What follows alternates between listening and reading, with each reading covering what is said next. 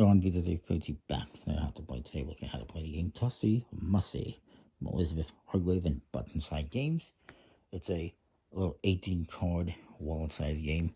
It's best with 2 players, but you can play with 3 or 4. I also have the expansion collection that it's fortunate to get. It has a bunch of expansions, greenery and ribbons, flower shop, and more flower shop. These are for solo mode, which I'll probably do at some point. The game is all about these flowers, and you got white ones and purple ones, yellow ones, pink ones, red ones, or blue ones, I guess. And basically, a Tussie Mussie, they say, basically is a Victorian custom of assigning meaning to the flowers that friends and lovers exchange. So that's kind of cool. That's kind of what we're doing. So we're going to shuffle up the cards. And basically, it's a I cut, you choose game. So I'm going to draw 2 cards. I'm going to look at them secretly. And this one says 1 point for each of your keepsakes. And this one is 1 point for each of your pink cards, including this one. So what I'm going to do is I'm going to take one of these cards. I'm going to offer them 1 face up and 1 face down. So maybe I do this. My opponent will then select one to keep, and I get to keep the other one. Basically, that's how it works. And you can do this over the course of 3 rounds and keep track of points, and whoever has the most points at the end wins. So let's just go through this a little bit. It says whoever most recently smelled the flower gets to be the first player, or you just randomly choose, I guess. And you're going to alternate offering until both players have 4 cards. It's a little bit different if you're doing 3 or 4 players, but same idea. It's if you're doing 3 or 4 players, the first player will offer cards to the person on the left. That person then offers players to their left, and so forth around the table.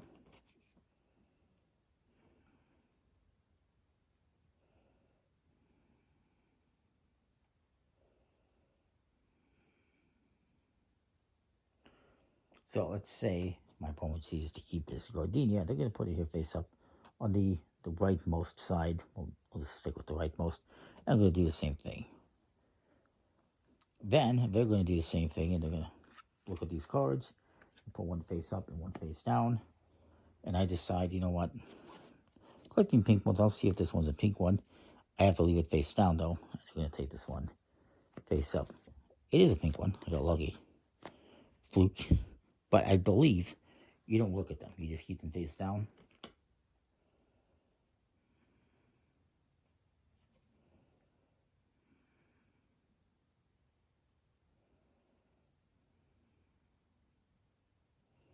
Yes. So then I'm going to look at 2 cards. I'm going to play this one face down. I'll play it face up. And I'll play this one face down. They decide they're going to take a face down card this time, so I get the face up one. They do the same thing. They put this one face up, face down. I'll take this one. And they take this one, which happens to be purple as well. And now we've done it. 4 cards. That is the round. We each got 4 cards. And so then we're going to look at scoring. Now, as I mentioned, these face-up cards are your bouquet. These are your keepsakes. And this entire set is called your arrangement.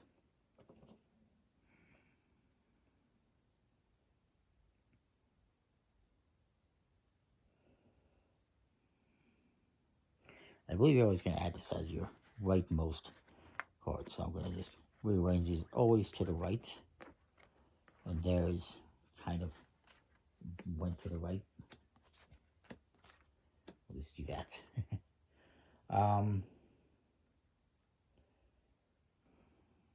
Moving forward.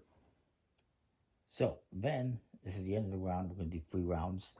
We got a bunch more cards here. 1, 2, 3, 4, 8, 9, 10 more.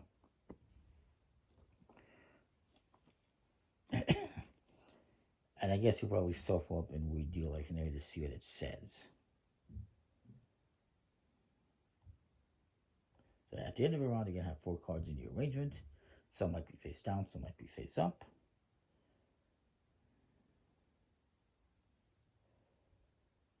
And what you're going to do is you're going to move these keepsakes towards you, and they're going to do the same thing. And then you're going to flip them face up. That's just how it is. I'll turn this one around. Phlox. Like Dr. Phlox from Star Trek. That's cool. Anyways. So now you're going to simultaneously take the action specifying the cards that say before scoring. And you can do those in any order, and then you will score. Each heart icon that you see on the cards is worth a point. And there might be additional scoring on those cards. And then you take all 18 cards, reshuffle them, and start a new round. And then start player will rotate clockwise to the next player. Whoever has the highest score after 3 rounds win. If there's a tie, you're going to compare the flowers in the final round. Whoever has the first flower named alphabetically wins. In this case, that'd be my opponent because he has gardenia. He also has camellia, and I have lots of peas.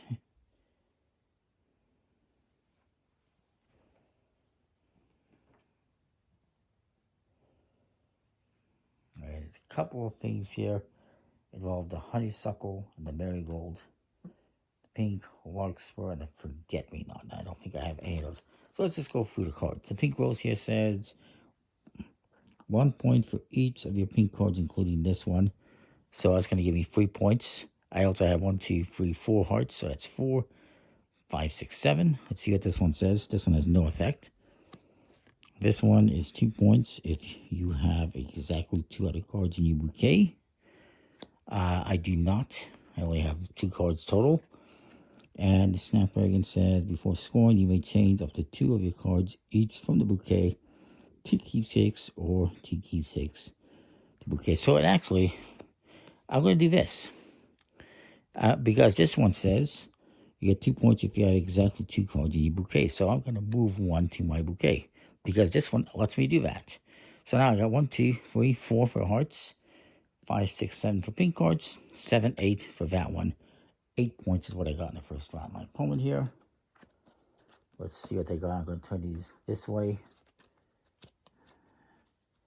And this one says plus 1 point for each of your keepsakes. No effect. Plus 1 point for each card adjacent to this one in your bouquet. And plus 1 point for each heart on their cards adjacent to this one. So, 1, 2, 3 hearts. 1 point for each heart adjacent. So, 4. 5 for each adjacent card in your bouquet. That would be this one. And because this is the bouquet, right? And then 6, 7. 7 points. I think I had 10 or something like that. So you write those down. Or maybe I had 8. Or something like that. You write those down. Take everything back, reshuffle everything, and then you do 2 more rounds. It's a pretty nice little game, quite simple, quite quick. Good mix of, variety. You don't know what cards you're going to end up with and how they're going to affect things, how they're going to sway you, and then you need to try and keep track of that. And of course, you don't know what face down cards you're going to get. But yeah, a couple of notes here. Can look at some of these. The marigold says, when you remove a card from your arrangement, it will have 3 cards. If the removed card is adjacent to 2 cards, if 2 cards are not. It's just a little rule. For honeysuckle,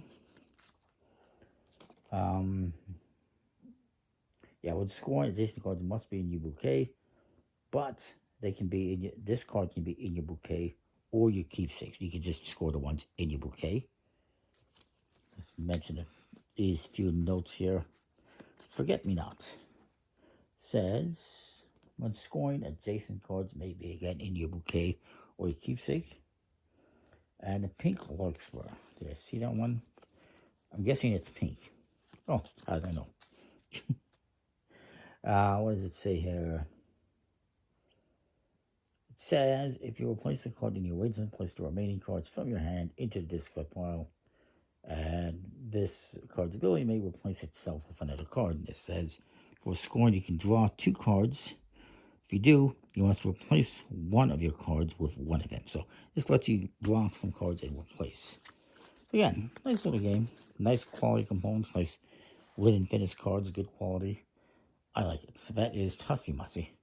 Comment, like, subscribe, let me know what you think. We'll see you next time. Thanks for watching.